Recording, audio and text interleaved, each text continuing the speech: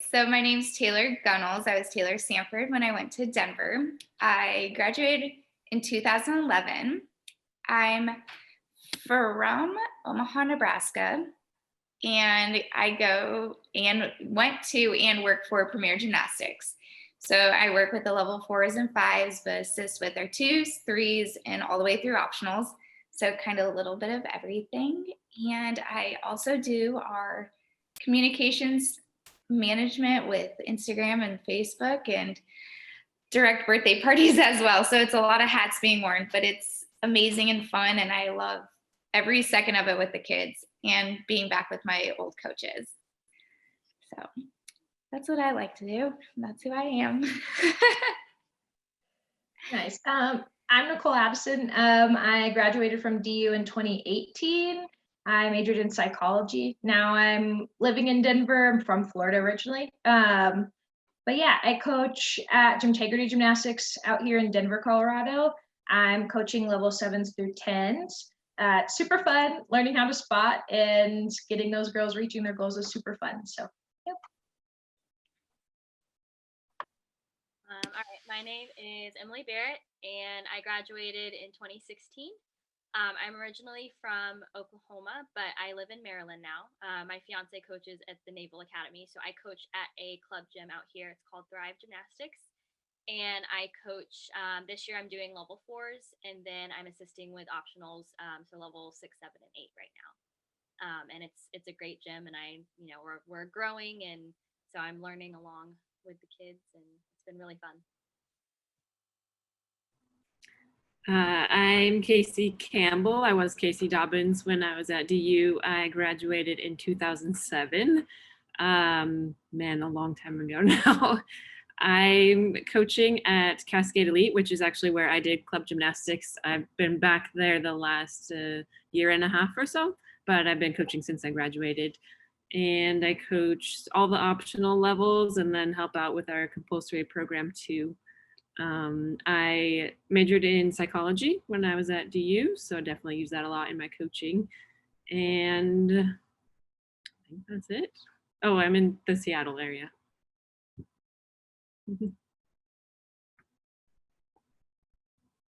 I definitely feel with like our majors of like this discussion of like communications and psychology, it has such a big impact of what we're working with.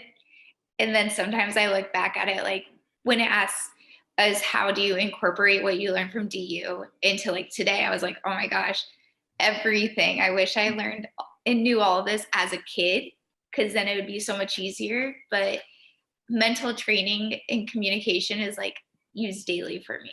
I've learned so much, even as myself, like I keep learning. And that's why I think it's great to talk with all of you guys who are doing the same thing, especially with a degree and maybe not fields. People are like, oh, that's what that degree is used for. And you're like, yeah, it actually is impacting a lot of children and helping them accomplish a lot of things normal people don't do.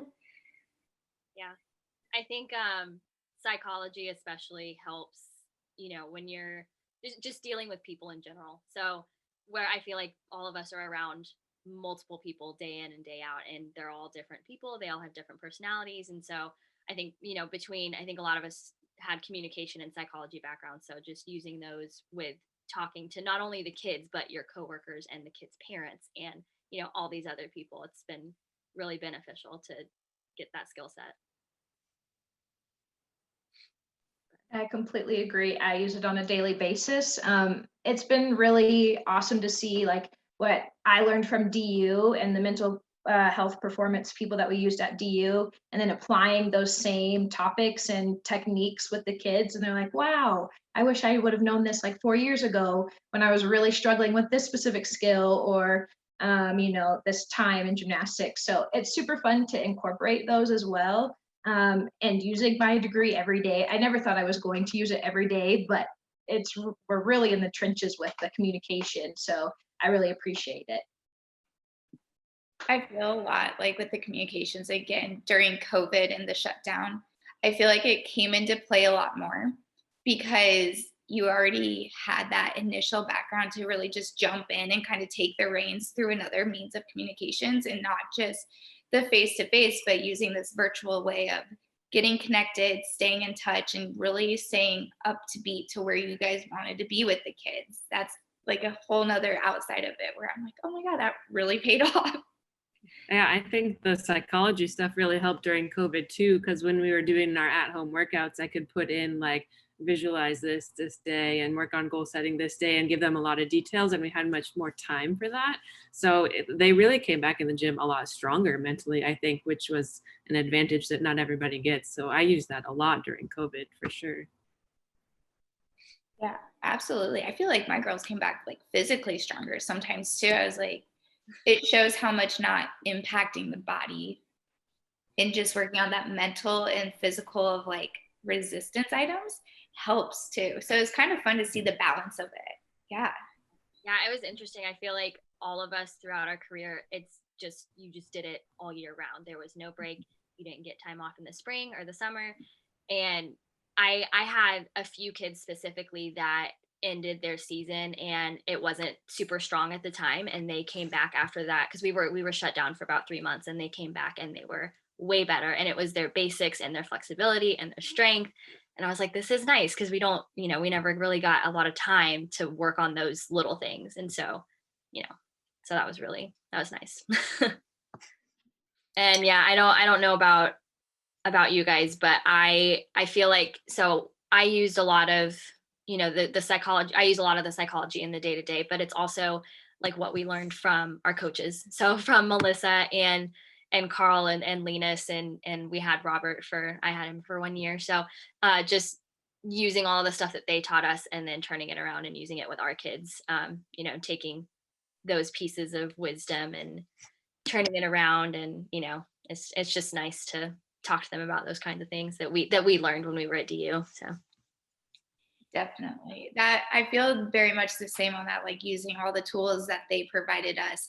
And even before DU, my coach was really into the mental training. So going into college, it was nice that it was still a practice routine item that I could keep learning and growing from, and it wouldn't just be like relying on my past. So with Melissa providing that for us, I feel like it was so important and worked really well for us, which is now, like you were saying, use it with the kids today. And some of them, they get it. I mean, especially like you have level 4s as well. So they're really young, where a 7-year-old might not comprehend it as well as a 14-year-old, but they start to see it over time when you're around them more. They're like, oh, that's why you have us say our words. And like, that's why you have us visualize. You're like, yes, now you're getting it. I think just especially with that age, the repetition. So just telling Yes. them over, they start to remember it, and then they incorporate it themselves without you having to tell them all the time. So Exactly. The repetition of us going to them for their repetition. yeah. I think one of the biggest things I learned from DU and that environment there was Melissa really took care of us as a whole person, not just as a gymnast. Like, she cared about how you were doing in the gym, out of the gym, and she would talk to you about school or home life or whatever was going on and made sure that you felt valuable. And I think with our team, we got to give a lot of feedback, and they asked us, how is this working? Should we adjust things here? And it wasn't just do this, do this, do this, like a lot of club gyms might be. But in college, we got some ownership over that. So I really try to give that to my kids, especially the older ones, give them some ownership, help them think through the process. And is this working for you? Or can we do better here, and work together with them just instead of just telling them what to do all the time? That really changed how I coach a lot. I think that's what made me want to coach, actually, in the first place. Yeah, I completely agree. It's been so fun to use those techniques that I learned from Melissa, in particular on beam. Like, we do complex every day, things like just the little details that I learned in college, because coming from club, the details aren't always so focused on. It's more about getting those skills, getting the high level up there. And then with DU, it was all basics, all figuring out exactly what you need to do in order, to get that 10. So teaching those girls like how to figure out how to use your body, what should you be feeling in this moment, where should you be looking, I think has been super helpful. And they're like, oh, I can use this. Like, that's super helpful for me as a gymnast to use. So it's been really fun to use and I use a lot of practice and conditioning things as well. So it's not just gymnastics conditioning, but also like lifting and things like that. So trying to base my practice off what I learned at DU, and I use pretty much the same format, I would say. Linus, I use your up twos. So it's been very fun to like take a whole thing that everything that I learned from DU and then put it into practice with the girls, and they really appreciate that as well. Yeah, Casey, I agree with you on, Melissa treating us as a whole person, because I have to admit with the little ones, I get very like tunnel vision with performance and form, and I do have to take a step back, and I'm like, these kids are really young and they love gymnastics, but they're not going to do it forever. And, what am I doing to make sure that they love the sport and make sure that they are enjoying themselves and they're staying healthy, and that they're not going to move too fast and, end up injuring something. So I think that has been really helpful for me to, when I do get tunnel vision, just kind of take a step back and think about my career and what helped me, and knowing that, you don't do it for the rest of your life. So To me, Melissa was like a role model in that sense as well, because I never had a female coach when I was a gymnast younger. So like going to college, it was a very, not a large adjustment, but I mean, us being female coaches and then you see the male coaches, sometimes it is different how children receive information and perform and do things. And that's completely okay. But with Melissa being our head coach, she definitely was a role model. And I still look back at it and like, how would Melissa handle the situation? Like every girl is falling off the beam. What do we do to fix this problem? Like calmly, but easily. Let's talk about our favorite memories. I don't know why, but like one of the first thing that comes up for me is at Halloween, we would always do a scavenger hunt. Did you guys get to do that? Oh my gosh, yes. It was always threatened to be taken away, but we always got to do it. And that was one of the most fun things for me, just like going around campus and taking the pictures and getting the stuff. It was a nice little like refresher before all the stress of holidays and season and all that. It was kind of like the scavenger hunts, but like our Jamba Juice days when it was like your regroup. Like we just needed to clear our minds and let's go get Jamba Juice. And we're like, okay, this is great. Like this is what we need. A day out of the gym. It's a nice, easy day. But it definitely like stuff like that sometimes sticks around more than like competition memories or meet memories. It's like those little memories that are just fun that you did as a team, but outside of gymnastics. But I definitely think our like gymnastics one in my year was my freshman year when we got to nationals by getting the second place at Penn State by .025. And that was like huge freak out. Got to go to Georgia the one time we went for nationals when I was at DU. So that was extremely exciting. That was a good memory. yeah, I kind of forgot about those scavenger hunts until just now. But yeah, those were always really fun. My like gymnastics memory, it was actually like kind of hard. I feel like, all 4 years were different and they all kind of like blend together at this point, just because like it was only 5 years ago, but also like a lot has happened in 5 years. So it all just kind of like feels the same. But I just remember our senior year, we went into regionals and I think we were seeded second. We did a lot better throughout the course of that season. So we put ourselves in like a really good position, and the meet itself didn't end up going as, like we wanted it to. And we didn't qualify to NCAAs, but it was just really nice to, like be in that position going into it and not be seeded, third or fourth and having to try and like climb up to that second or first seed. And then the following year, 2017, was when you guys made it again. And that was really exciting to watch. I was coaching in Oklahoma at the time. And I remember I was at my state meet with my kids and I still had Twitter like pulled up on my phone and I was just refreshing it over and over and over. So that was a really exciting year. And getting to watch your team, Nicole, be at nationals that year was really awesome. And, it's a good, happy moment. So. Yeah, I love those scavenger hunts, I'm not gonna lie. It's probably one of my favorite things. I really enjoyed my official visit my senior year. Like that was probably one of the best times because we I think Emily, you were definitely there. We all went to a pumpkin patch and we got to carve pumpkins, and that was so fun. And I was like, wow, I really want to go to this school. Everyone's so nice. We can do so many things together. So I loved that. And then of course, making it to nationals in 2017, definitely the cherry on top of my junior year. So yeah, just fun building together. What advice would you give to current student athletes at DU right now? Um, well, I would say that 4 years goes by really fast. So it's enjoy all the experiences as they come. It's really the time to find who you are. You kind of go into college thinking you're going to be one thing and come out with a certain degree, but it might take a turn down the other path, and you never know. Just kind of go with the flow, enjoy every memory, because it's fun getting that nice little family. So now we have like a Denver family, and you can always reach out to somebody when you need them. I love that. Yeah, I think I agree with that. And like you have this idea of where your life is going and this degree and it's going to look like this, and usually it doesn't end up looking anything like that, and that's okay. Like especially in these crazy times right now, you don't know where anything will lead basically, and everybody's adjusting and doing things differently.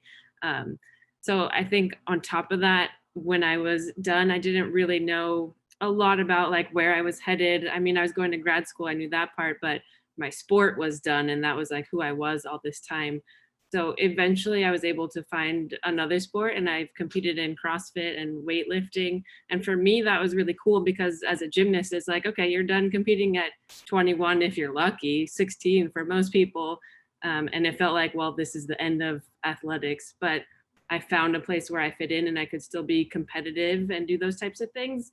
So I love seeing other gymnasts find sports after gymnastics and try other things and use everything that they've learned throughout the gymnastics process and put it into a new sport. So that was really, really cool for me. Yeah, I agree with you, Taylor, about enjoying your moments, because it does go by really fast. And honestly, like I can't believe that it's now been, I guess this year, 5 years since I graduated. Like it doesn't feel like that. But my big thing too, when I graduated, it was a tough transition out of gymnastics, and I'm thankful that I still have it, as a coach. So my big advice, this was something I did not do enough of when I was in school, was to take advantage of like all of the internships and like resume building, and just trying to kind of figure out different avenues for when you do graduate. Because I just waited till like I graduated. And then it was just like, all right, I'm done with school. I'm done with gymnastics. What do I do? So that's kind of something that I wish I would have done more of. And there's so many, different areas at DU that you just have, because now, once you graduate, you have to go looking for all of those resources. And at DU, they're just there. So that's a big piece of it that I think is really important. It's hard to see it when you're, 18 to 22. Normally it doesn't come till after, but yeah, so that would be one piece of my advice.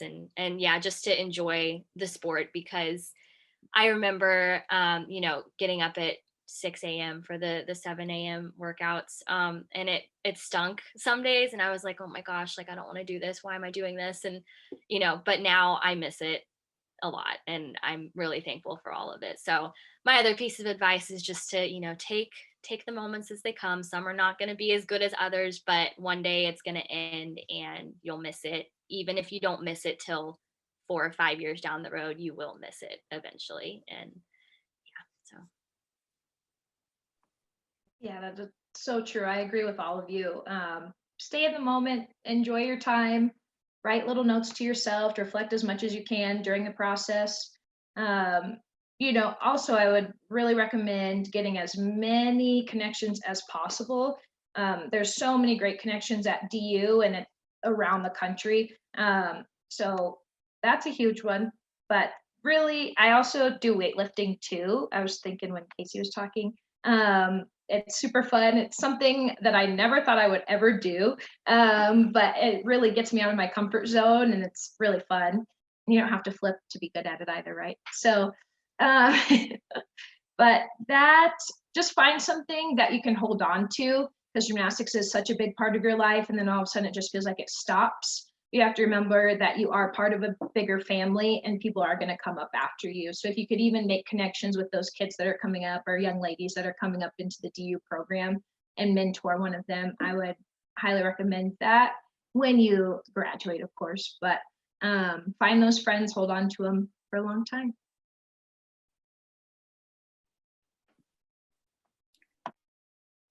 Yeah, Casey, you with your CrossFit, it's like super inspirational because I'm like, oh my gosh, look at her go. Like, outside of like telling student athletes what to do, I think all four of us have found something that has fit our lifestyle to fulfill that little piece that gymnastics did. Yes, we're not doing gymnastics 4 hours to 5 hours a day, but we have found something that's like suiting to that little compact area. Like, it gives you that spark where you're like, oh my gosh, I can set goals, I can do this, and then that's my next thing. And then once I get there, I have a new goal. Like, we didn't completely stop that competitive side. It's just finding that new niche. That's what Yeah. I'm And gymnastics gives you such a foundation for that. When you go like in CrossFit, there's so many people that are like, wow, how can you do that? Or how do you think that way? And for us, it's just normal. Like, you do so much of the sports psych stuff throughout gymnastics that you just start thinking that way, and you think everybody does, but they don't. It's like this big novel concept. It's fun that you can be like a leader to other people again too. Yeah, and sometimes you don't really know how well to be like, well, just, I mean, you don't think that way, and say like, thank you, I'm glad you look at me that way. Yeah, Maybe that's not normal. Oh, right. I think another helpful piece for, coaches that did gymnastics for a long time is like showing the kids what to do. Because, it's easy. I'm like, okay, you just do it like this. And I just show them. They're like, oh, okay. But, if you didn't like, do it for a long period of time, or if you have stopped, a long time ago, it gets a lot harder to show them what to do. So I think that makes it a little bit easier. so like you said, you tell them, oh, it's easy, just do it like this. And they're like, that's not easy. easy. Yeah. You're like, no, but it really is. Like, I'm this old. You should totally be able to do it. Right. I used to have like a few things left that I could demonstrate, but now after having a baby, I don't do it anymore. I know, I'm like holding on to like the last of the few. I'm like, okay, I can still consistently do back tucks and handstands. Nice. I don't want to push anything else. How is everyone's season going? I know we kind of talked about it a little bit, but. Well, we're anxious to get started. That like next, I think they have a meet this week over in Triad, over in Iowa. So that's like, I'm kind of seeing how that looks, but it's definitely the first round, I think, are a lot of smaller meets, but we're hosting one in the beginning of February, and we have like the normal attendees of meets. It's just very high precautions of like mask and bring your own chalk and hand sanitizer and what you already do. But I'm nervous for season. I'm also nervous for season. I'm just hoping we get some meets in. We're scheduled for one right now at the end of January. And then we have like this long break because so many are getting canceled in Colorado right now, or they're just having in-house meets that are just sanctioned and they're, just having their club in there. So we're trying to find some more meets, but I'm also looking at it as a building year. So just to build confidence, get those skills up. And if they have to test out next year, they do it, but they're going to be more prepared. So that's what I'm looking forward to. Yeah, we have our first meet next weekend. It's an in-house meet, so it's just our team. But Maryland's actually done. We've actually kind of like set up a lot of virtual meets. Some gyms have done virtual meets. So I think we're doing the pink meet that's normally held in Philadelphia in February. We're doing that virtually from our own gym. So that'll be interesting.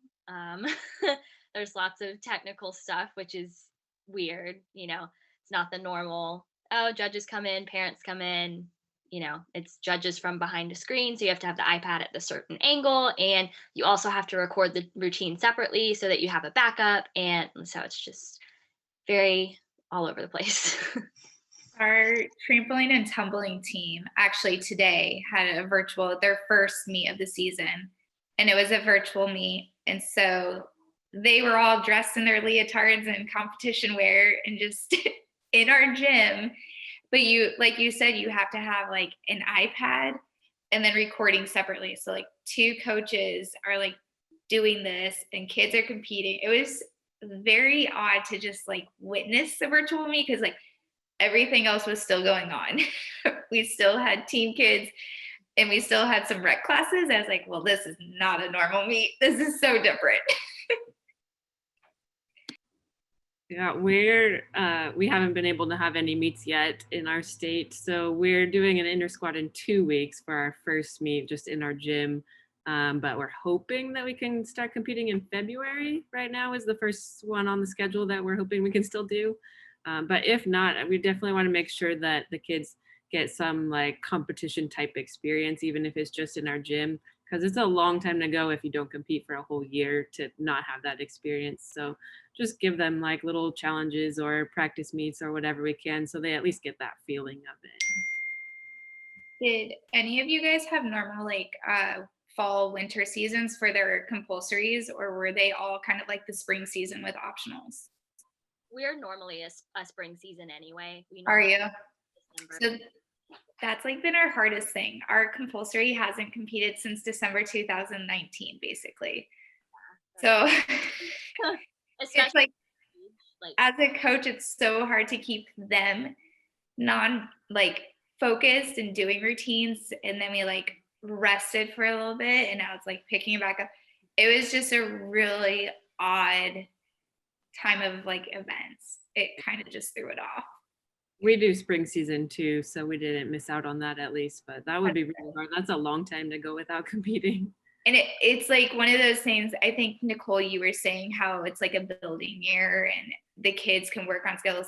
So we've had like all of a sudden my level 5s coming back from quarantine, they're like getting skills faster than before. So I moved 6 to 7 girls up to level 6. And so that team grew, like optionals like grew massive. But I'm like explaining to parents how we can't do dual seasons anymore where they used to be 5, 6. And now it's like, no, you just move up because their season's the same as your season. So when you're done in March, if you're going to be a level 6, you compete next January. And they're like, oh, okay. Like, yeah, it works really well. Right. We had compulsory season in the fall. So I think we got to go to, we hosted one meet at our gym and then we went to one meet.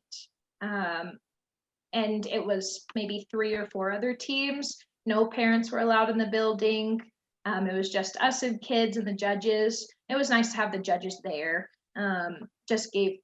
They were super excited to be there too. They're like, oh, I get to do something, I get to judge a little bit and see kids. So that was fun. But other than that, everything has been slowly going downhill because of COVID. So yeah. Yeah, and last year it was for all of our teams because we all have the same timeline for season. We, got shut down in mid-March, and then normally our state meet is in April and May for all of our kids, so they just their season just ended. So I'm really hopeful that we can get through. It's going to be like a different season, modified, and we don't know if we're going to do like a virtual state meet or in person, but I just hope that they can, for them, they can get a state meet just because they'll have gone 2 years without one. And that, I feel like, at least for compulsory, that's the final one. That's the big one. It's super exciting. And, to not have that for them, I think was kind of a big letdown. So here's to hoping. My other thought was, since we're doing the spring season, I was like, well, kind of with the new compulsories coming in, I'd like to keep the spring season for next year because then we're like learning routines. And it's very nice to have Tom Cole be at Premier and he's like able to help, but he's also traveling so much. So it's like, teach us the routines really fast and then you're on your own. And you're like, I hope I teach them right. I hope I don't mess it up. Like, we can't compete in September with this. I was gonna say I might have to hit you up for some tips on teaching those routines. Definitely. My girls are already like asking me the little questions. I mean, they sound so fun, which is a really odd thing to ever say about compulsory. Like, when did compulsory routines sound fun? But the level 5 is actually not very different, but becoming separate from level 4, Oh, especially for beam. And that's kind of one thing that I've like been hoping for, because it's kind of little changes here and there, and it's still the same, but like just different. And I like it. So yeah, definitely. I'll be here in Omaha. yeah. Yep. I might have to ask you on. I think Any tips on working with children and teaching routines? It's like, it's hard. That's like a patience in itself. Yeah, my first year coaching in Oklahoma, it was very like last minute. Like I kind of started in August or September, and our season started in October, and they needed a floor coach, so I just did floor that whole year. So I came in and didn't know the routine. Like the last one that I learned was when I was a level 4, which was, forever ago. So it took me up until about like last year to really like nail it down. And now I'm like, okay, it's changing again. It's fine. It's fine. Yeah. My favorite's like when gymnasts come from other gyms and like they join our team and they'll show me their compulsory routine. I was like, ooh, let's change that arm, because if Tom sees that, he'll be like, what are you doing? Who taught you that? And I'll be like, not me. Don't tell me. Don't say my name.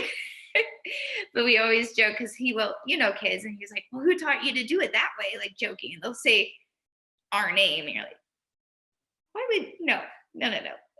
That's not right. It's actually been really helpful for me to talk to you guys about like the mental side of it, because especially with like the level 4s, I don't do a ton of like mental work with them just because they're so young. But I'm going to start incorporating a little bit more day to day, just so that they can get prepared, because once you hit optionals, it's almost like once you already have a mental block or something like that, it's too late. Like they need to have the skills before it. Go ahead. With our girls, like what I've started doing with the level 5s is like a discussion day, because we had like this random 15 minutes. And I was like, that's perfect time. So for them, I can get super detailed and hand out worksheets, and like we can discuss. And then the level 4s have it on a different day, because they found out the level 5s get these discussion days. They're like, oh, we want that. I was like, okay, let's see how this goes. And I kind of have learned how to do it with the 4s, more of like me guiding more with the words and questions, and not just like, what does this word mean and how would you apply it to blah, blah, blah.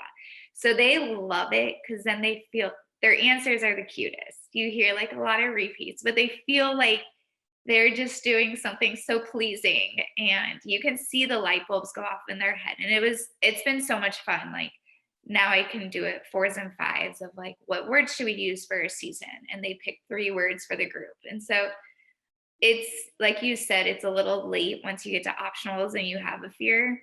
But now when they're younger, especially level 5s, when they build that backwards fear at times, it like becomes a big help to them of like, how do I get through this and how do I stay positive? So it's been nice. It's definitely something I use all the time for fun too. That's a really good idea, just using 15 minutes and making it consistent, because I don't really do a lot of like worksheets or sit down and work on visualizing type of stuff, just because we're always so busy in the gym.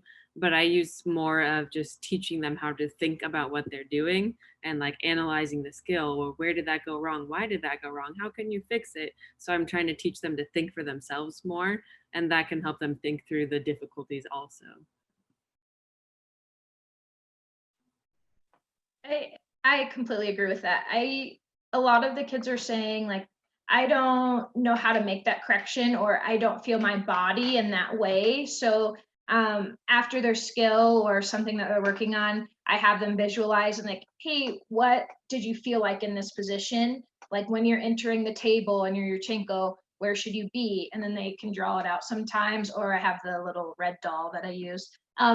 They put themselves in the position of, their entry on the table. They're like, oh, I should be here, but do you know where you are? And then they try to put those dots together. So using those examples and like trying to get them to build it for themselves and understand the skill fully has been really helpful. as a collective.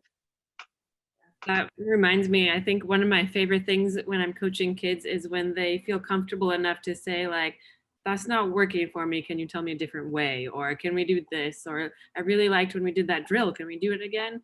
And I love that we have enough of a connection that they feel comfortable asking those questions or saying those things, that they're not afraid to speak up. That's when I know like I'm making a good connection and doing the right thing there, which I think goes back to what I learned at DU and how they coached us for sure. Yeah, I was gonna say, like to Nicole, to what you were saying, I try and do that a lot with the level 4s, and some of them understand and some of them don't, in terms of like what their position should be and their corrections. But once it clicks, I get some that will, they'll do the front handspring over the table and it's off. And I'm like, okay, what happened? And they're like, my chest was down. And I'm like, great, awesome. Okay. It's like they can almost start to kind of coach themselves. So yeah. Level 4 is definitely a learning curve, like, of coaching.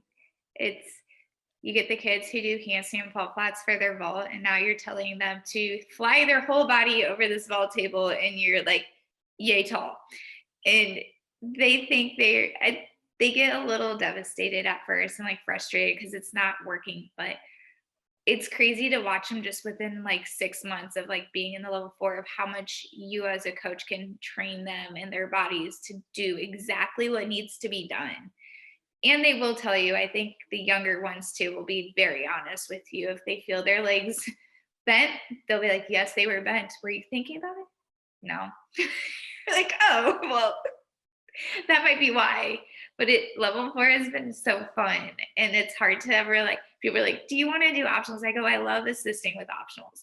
But I love the little minds that level 4 and 5 just have sometimes. I'm like, you guys are the perfect little brains to like work with and pick and like see what drills work and what drills don't work. It's very fun. And optionals are a lot of fun too, but they get me distracted by asking questions about DU. Like, what did you do as a gymnast? What about this? What do I need to do? Bobo was like, oh my God, don't get me in trouble. I'm just here to coach. Yeah, I agree with you. I love coaching like level 4 specifically. I like coaching level 3 too, but that's that entry level, so it's hard. But I feel like something shifts in their minds once they move to level 4, and every group that I've had that I've watched move from 3 to 4, there's just some like maturity and something clicks, and in terms of like their mentality and then like physically their gymnastics. And clearly there's always work to be done throughout the year, but it's just something shifts and they start to take more ownership over what they're doing. And it's been nice now that I've been at this gym this is my 4th year. So I've seen these kids grow. And I think even just like the 4s that I have this year, where they were at 1 year ago in level 3, I'm like, wow, you guys have just grown in every aspect. So it's very rewarding.